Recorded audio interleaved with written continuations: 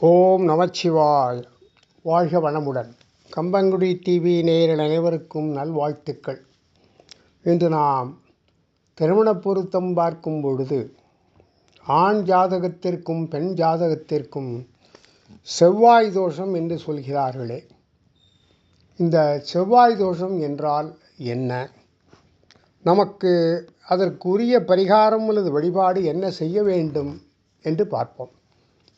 திருமணத்துக்கு பெண் பார்க்கவோ வரன் பார்க்கவோ தொடங்கும்போது ஜாதகத்தில் இருக்கும் முக்கியமான 2 தடைகள் நாகதோஷம் மற்றும் செவ்வாய் தோஷம். இவற்றால் பிள்ளைகளுக்கு ஏற்படும் கல்யாண தடங்கள், அதனால் பரிதவித்து நிற்கும் பெற்றோர் நிறைய பேர் இருக்கிறார்கள். இந்த தோஷத்துக்கு தீர்வு என்ன, கல்யாணம் போன்ற சுபகாரியங்கள் தடையின்றி நடந்து முடிய என்னென்ன செய்ய வேண்டும் என்பது பற்றி தெரிந்து கொள்வோம். பொதுவாக தோஷம் என்ற வார்த்தையை கேட்டால் எல்லோரும் பெரிதும் கவலைப்படுகிறார்கள். தோஷம் என்றால் இயல்பு நிலையில் இருந்து வித்தியாசமாக இருப்பது என்று பொருள். இது மாறுபடுதல் என்பது செவ்வாய் கூடுதலாகவோ அல்லது குறைவாகவோ தனது நிலையை வெளிப்படுத்துவதை குறிக்கும். திருமணத்துக்கு பெண் பார்க்கவோ வரன் பார்க்கவோ ஆரம்பிக்கும் போது ஜாதகத்தில் செவ்வாயின் இடத்தை கவனிப்பது முக்கியம். இதுதான் திருமண வாழ்க்கையில் பல விஷயங்களை தீர்மானிக்கிறது. அந்த வகையில் ஒருவரது ஜாதகத்தில் லக்னத்திலிருந்து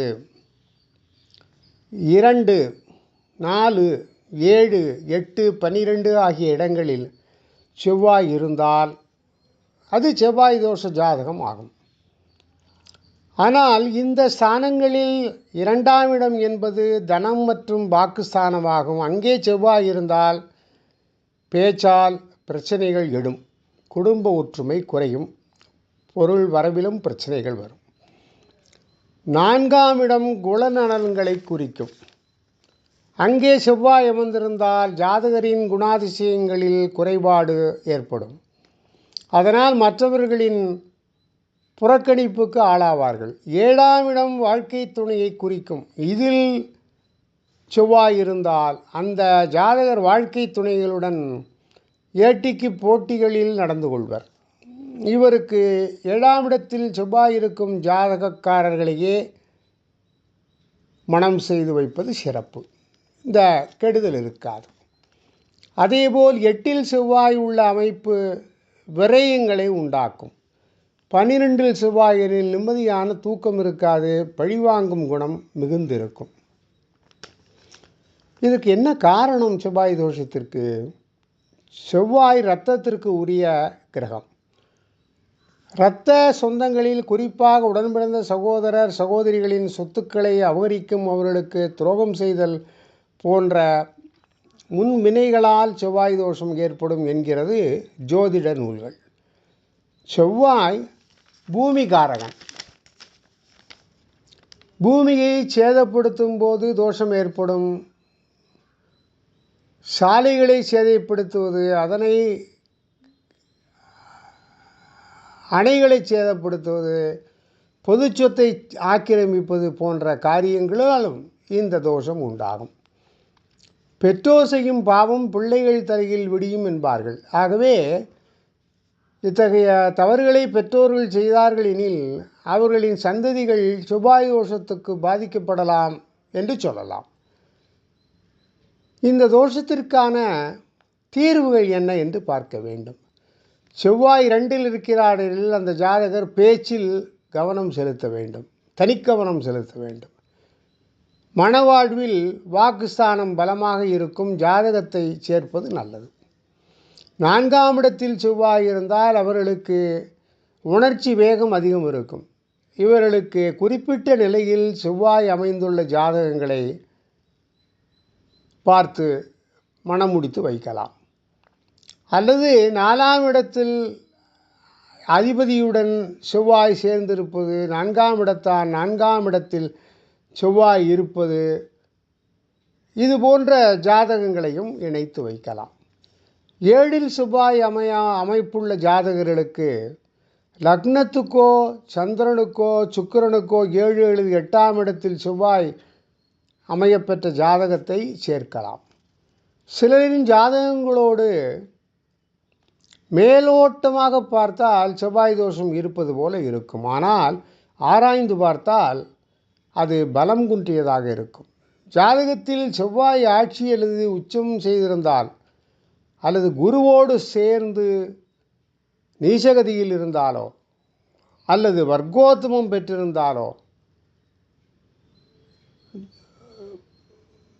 படங்கள் ஜாதக ராசி கட்டத்தில் நவாம்சத்திலும் ஒரே ராசியில் இருக்கும் செவ்வாய் தோஷத்தின் பாதிப்பு குறையும்.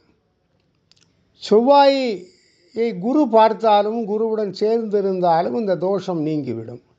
செவ்வாய் தோஷங்கள் நிர்ணயிக்க சொல்லப்படும் சாண பலனை வைத்து விதிவிலக்குகள் தரப்பட்டுள்ளன. அதன்படி அமைந்தால் அவர்களுக்கு செவ்வாய் தோஷம் இல்லை என்று அறியலாம். உடல் உதாரணம், கடகம் சிம்மம் ஆகிய 2 லக்னங்களில் பிறந்தவர்களை செவ்வாய் எந்த வீட்டில் இருந்தாலும் செவ்வாய் தோஷம் இல்லை என்று நூல்கள் கூறுகின்றன. செவ்வாய் இருக்கும் 7ஆம் இடத்தில் கடகம் மகரமானால் தோஷமில்லை என்றும் சொல்கின்றன.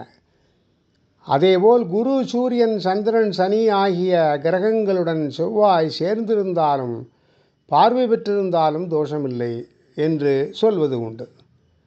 இப்படி சில விதிவிலக்குகளும் ஜோதிட நூல்கள் கூறுகின்றன. இப்படி செவ்வாயை தோஷமாக இருக்கும் பட்சத்தில் செவ்வாயை ஆளும் தெய்வம் முருகன். ஆகவே மாதந்தோறும் சஷ்டி தினங்களில் விரதம் இருக்கலாம். தினந்தோறும் வீட்டில் கந்தசஷ்டி கவசம் படிக்கலாம். ஒரு முறையாவது சென்னை திருவான்மியூரில் உள்ள பாம்பன் சுவாமிகள் சன்னிதானத்துக்கு சென்று வணங்கி வழிபடலாம். செவ்வாய் தோஷ பாதிப்பு விலகும். ஒரு முறையேனும் திருச்செந்தூர் கோவிலுக்கு சென்று முருகனை வழிபட்டு வரலாம். வைத்தீஸ்வரன் கோவிலுக்கு குடும்பத்துடன் சென்று வழிபட்டு வரலாம். இத்தகைய வழிபாடுகள் இந்த தோஷத்தை கண்டிப்பாக போக்கி ஜாதகருக்கு எல்லா விதமான நன்மையை கொடுக்கும் என்பது திண்ணம். வாழ்க வளமுடன். ஓம் நமச்சிவாய.